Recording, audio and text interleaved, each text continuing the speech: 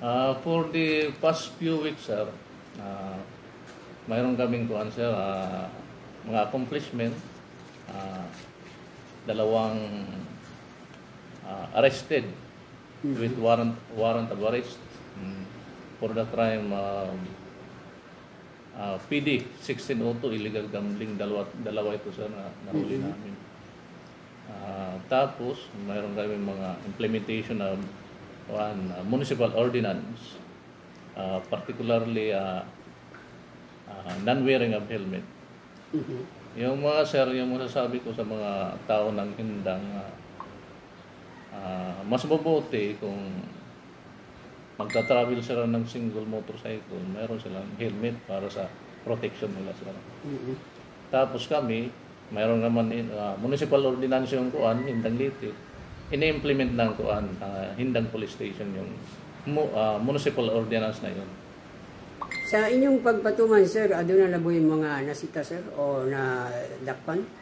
Mayroon kami, sir, mayroon yung Hindang municipality Bindang, mayroon silang kuan, sir, ticket, sir, citation ticket. Kami sa PNP, ini-implement namin, sir, na kung mayroong nakikita namin na kuan, walang helmet, sinisita namin, tinitikitan namin, sir, during PNP checkpoint, sir. Pila may penalty, sir, base sa municipal ordinance, sir, kung pananglitan walay helmet? Based sa municipal ordinance ng Hindang Liti, yung penalty, sir, yung fine, 100 pesos. For first offense? First offense, sir.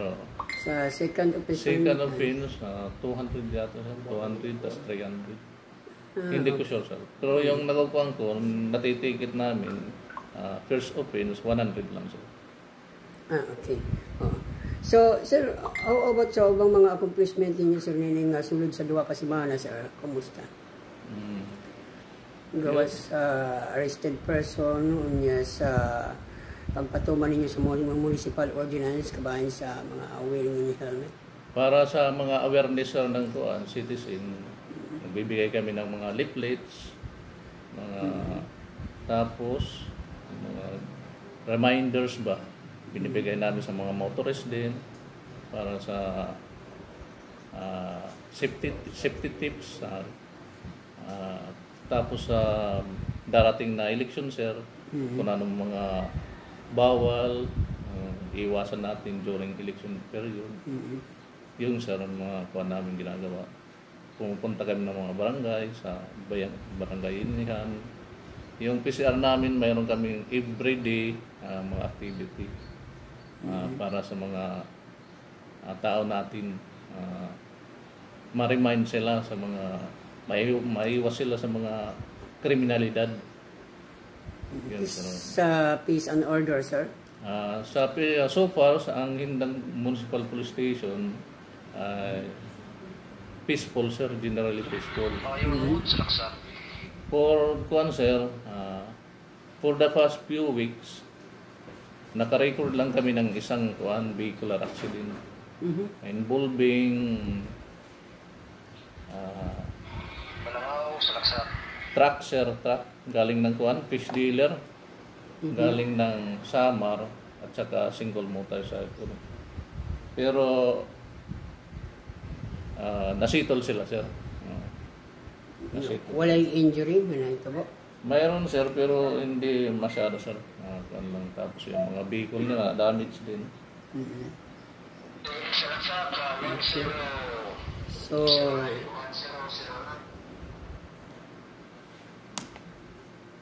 kumusta naman, sir, ang kuha na to, sir? Ang peace and order, sir? Ilabi na sa pagpangandam na to sa kaliabot nga kuhan, community election. In relation to kuan, sir, peace and order, relation to darating na election. So para, sir, dito sa Hindang, wala namang kuan, sir, walang kaming natatalang insidente regarding sa darating na election. Bali yung generally peaceful yatong, sir, yung kuan, yung situation dito ng kuan ng darating na election. Wala ba'y kaatbang sa kuan, sir, sa politika ang mga midagan karon? Wala yung isang kapartido nag-atbang? Bali sa mayor sir, walang kuan sir, walang kalaban. Walang yung, kalaban sa mga isa lang yung kuan. konsehal lang. Yung kuan sir, yung vice mayor, tatlo sila. Tatlo yung kuan naglalaban. Tapos,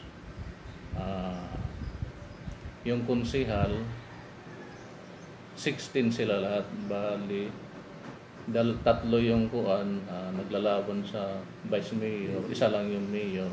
Lahat sir, 20 sila lahat. Pero yung mayor walang kalaban sir. Sa preparation ni sir, Sa preparation namin sir, yung mayroon kami yung Hindang Police Station sir, Hindang Municipality of Hindang, mayroong 20 barangays. Bali, yung cluster namin yung mga barangay sir. Yung mga malalapit na kuan na mga barangay sa Carline, bali cluster ng yung kuan 3 barangay, 2 pulis, yung mga malalapit lang. Pero yung mga malalayo, tagdala-dalawa lang na barangay, 2 din yung pulis cluster. Bali 9 cluster yung kuan sir, yung barangay, yung kuan, ginawa namin 9 cluster. Tapos mayroon kaming isang barangay na malayo, yung kuan, Barangay Mahilom. Barangay Mahilom. Bali, ito sir, sa Inupakan to dadaanan. Hindi madadaanan ng kuan dito sa Mutuyok. Sa Mutuyok sir, Mutuyok to sa kuan, sa Inupakan. Dahil malayo to. Tapos yung magbabantay ng peace and order sir, yung kuan, Philippine Army. Sila yung nakatuka dun sir. Okay. So, sir, kining sa imong giingon sir, 20 man siya ka mga barangay no. Yes sir. Yung kanang mga pulis bitaw nga magbantay nga imong giingon sa duha ka barangay, duha ka pulis, di ba? So, ang akong pangutana sir, nakaposting ni sila o mag round sila? Dili sila nga nakapundo lang sa usa ka lugar. Kung dalawa, tatlo yung barangay nila, 2 silang pulis. Bali, rurubingan nila sir. Rubingan. 24 hours yan sir, babantayan nila. So wala ingon nga nakaposting din sila. Wala. Dahil delikado naman yung nag-iisa. Diba, sir? Yung sa pulis talaga, body system yung kuhan. Hindi pwede mag-isa yung pulis. Wala ba tayo mga force multiplier sir? Nagkuhan kami sir, yung mga barangay kuhan, mga BIE namin, iba yung mga kuhan, tinap namin sir para tulungan kami sa peace and order nitong kuhan election para maging safe itong kuhan, itong darating na election dito sa Hindang. How about sir kung palanglitan sir sa maong election ba? Ayaw di lang tamay tabo ay bingaw man. Pero in actual good sa panahon sa election mismo, di man matag-an ang gubot, di ba? Yes sir. Kanya kung duha lang ang maka-posting, maka-respond di kaha dayon ang uban niya na. Yes sir. Ang about sa communication, dali ba o paspas ba? O niya sa mga sa estimated ninyo sir, mga pila ka minutes ang pag-respondihan na nila. Bali yung barangay na cluster, maglapit naman lang yun sir, maglapit lang. Hindi pwede yung cluster na malayo. Yung police, dahil 2 lang yung barangay nila, 3, kaya naman sir i-respondihan. How about sir sa mga trouble sir, unsa man ang ilang tolerance sir?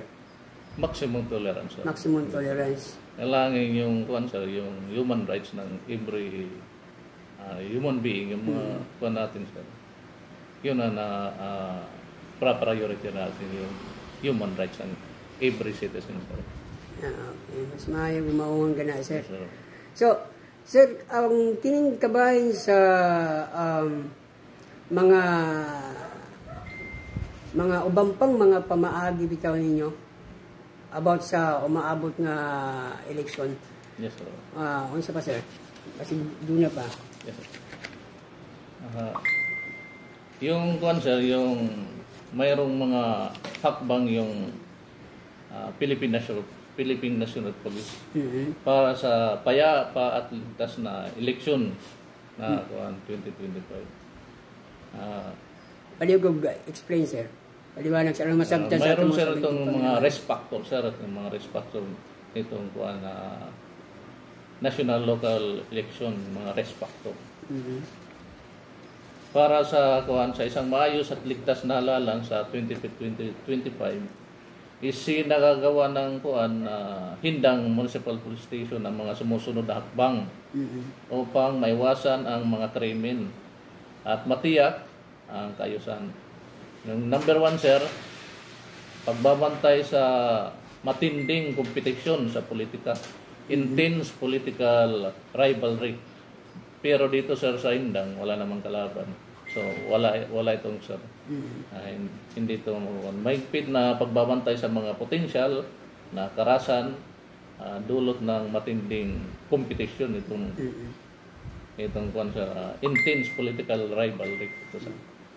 Pagsugpo sa mga armadong grupo, armed groups, aktibong pagtugi sa mga potensyal na pribadong grupo na armado, pipags, di ba pang kriminal na grupo na maaaring makialam sa eleksyon. So far, sir, dito sa ako, Hindang, wala naman kami namomonitor ng mga armadong grupo dito sa Hindang, sir. Pagkontrol sa mga armas, prevent proliferation of lost firearms. Ito, sir, mahigpit na pagpapatupad ng pagpaparehistro ng mga armas at pag-aresto sa mga may hawak na mga hindi rehistradong armas. Mga kwan, sir, yung unregistered firearm, binibigyan sila ng time na iparehistro yung mga gun owner ba, sir? Mga gun owner. Kung expire na yung kwan nila, firearms license, binibigyan sila ng panahon, iparehistro. Tapos yung mga hindi rehistradong mga kuwan, mga may-ari ng mga firearms,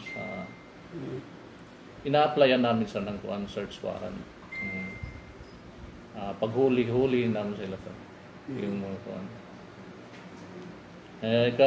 Yung konser, kaapat, mabilis na pagtugon sa mga insidente, swift response to incident. Agarang pagresponde sa mga insidente na may kaugnayan sa election-related incident.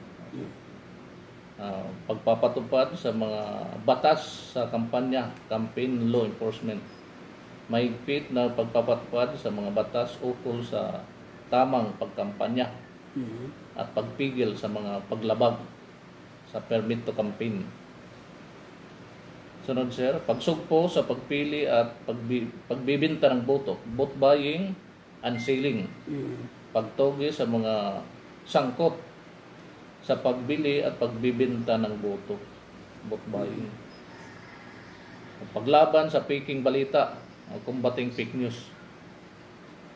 Pagkilala at paglaban sa pagkalat ng maling impormasyon o fake news. At last year, pagpapatupad ng Omnibus Election Code. Enforcement of the Omnibus Election Code. Mahigpit na pagpapatupad ng Omnibus Election Code para sa isang maayos na eleksyon. Ang inyong pagkikilahok ay napakahalaga para sa isang maayos at matapat na eleksyon. Maraming salamat sa inyong kooperasyon. Nakoy pangutana, sir, about ato sa fake news, sir. Usa inyong mga pamaagi, sir, ano masugpo ninyo ang maong mga pagkalat sa mga walay inyo na ito nga dili mga tinuod nga mga balita. Sa social media, sir, maraming fake news. Nagre-remind kami sa mga, mayroon kami mga mga posting din sa sa social Facebook din namin, Facebook page namin, nagre-remind na kung unsaon na nila pag-iwas sa mga Facebook ba, fake news na hindi dali-dali nga mutuo sa mga sa mga balita. I-confirm gud nila dahil, sir, kung pinsaan nagpost ana para yung balita talaga totoo yung nasagap nila ng impormasyon, hindi yung mga mali-mali. Katapusang duha ka pangutana na lamang sir ang akong ibato diha sa inyo no. Sa inyong kwerpo sa kapulisan sir, aduna ba'y mga hindanganon nga taga-dirigil ang residente, ang residensya? Repeat, sir. Sa inyong kwerpo sa kapulisan, sa inyong miyembro ba nila sa PNP sa Hindang Police Station, adunay ba'y mga taga-diri sa Hindang? Dirigil sila nga nakarehistro, nalimuyo. Yes, sir. So, paano usaon na to sir paghatag o pagpugo nga sila dili mo masalmot sa mga ingon na to mga intriga o pagbatikos, labi na kung sila nga PNP unya doon na sila paryente o kadugo igsuon baron o gilikanan nga midagan panahon sa nining umaabot nga eleksyon. Yung kuan sir, yung PNP kapag mayroong eleksyon, tapos itong kuan may mga relatives sila nga may midagan. relatives na nagpadagan sir.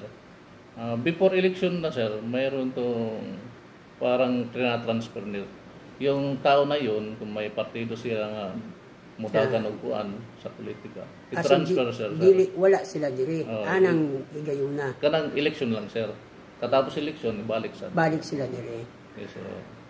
Okay. Ako lang gi klaro sir ba kay siyempre basig ganang giingon nila mga magamit niya madugigan ang pangalan sa PNP ilagi na sa imong pagdumala din sa naasin nga lungsod sa Hindang. Mayroon kami mga tao din mga taga-Hindang din sir nga kuan mga tao natin na tao ko. Pero yung taga-Hindang nga di adini karon nga sa time nga moabot ng eleksyon nga ari lagi hapon makaposting katitong mga walay midagan ng mga relatives. Okay.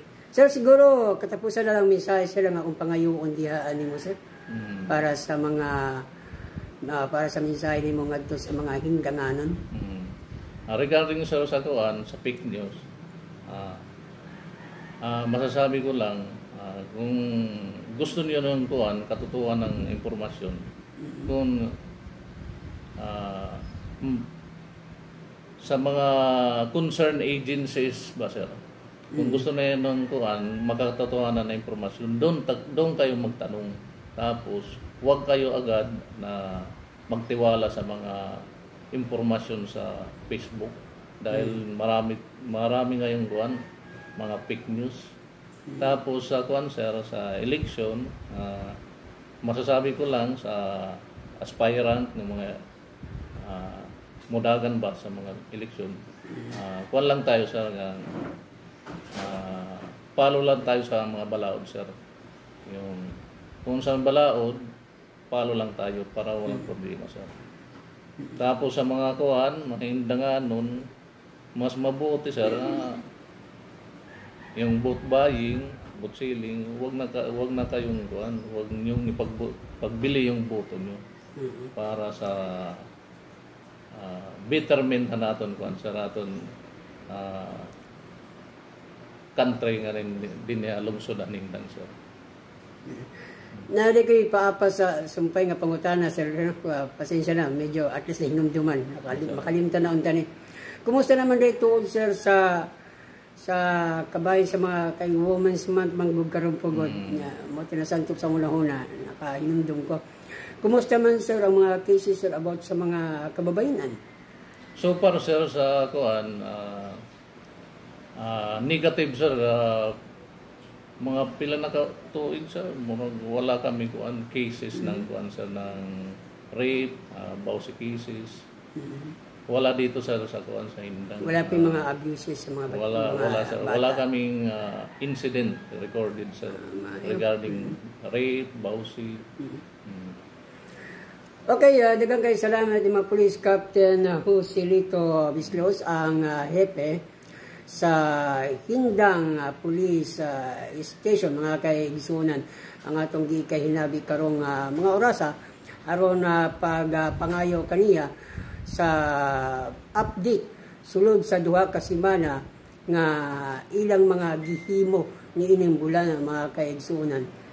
ang kining interview ubos kini sa pagdumala sa Care Media Observer sa tulumanong Care Media Patrol News and Public Affairs Program. Daghang kayo salamat Ibo Police Captain Joselito Mislos. Thank you, sir. Thank you, Sir Eric.